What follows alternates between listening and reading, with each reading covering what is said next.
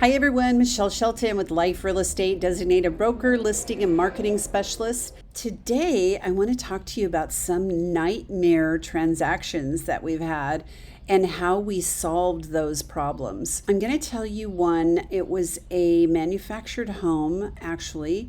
It was a couple who had never bought a home before. They were so excited. They wanted to get in a home, and they had dogs, and they wanted some yard. And so it was a very big lot. It was a perfect little property for them. And so Emma and I were super excited to get them into it.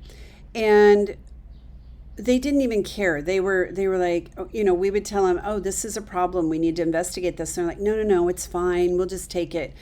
And so at that point, we had to say, look, we're here to help you, to protect you. And the last thing I want is for you to have buyer's remorse after you move in. So let's investigate some of this stuff. One of the things that was that needed to be investigated was mold. There was mold found in by the water heater.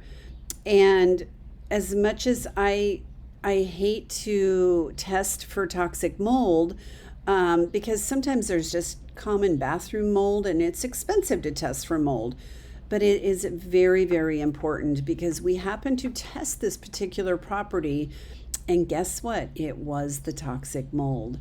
And so they were happy that they tested. But then he said, you know what? The place we live in now has mold all over it. We'll just spray some bleach on it and call it a day. And I said, absolutely not.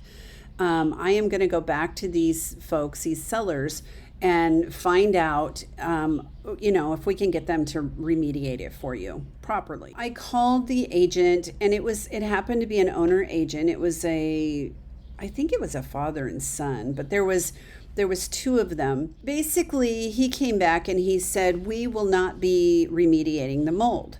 And I said, well, this becomes a disclosure issue for you moving forward. And he goes, I know all about disclosure. And I said, do you? Because this is the deal. I'm going to be handing out toxic mold disclosure reports at the gate of this property until it goes under contract again.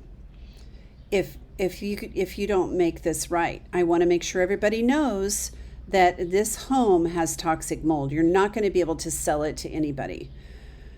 And he didn't like that answer, which was fine. I wasn't there to be his friend. Although, this is a thing. Emma and I really strive to play nice in the sandbox, if you will. But our real job, which we never lose sight of, is a fiduciary duty to our clients. We're there to protect their interests. We're there to stand in as if we are purchasing that property ourselves. And I take that very seriously, and I will go wherever I need to go.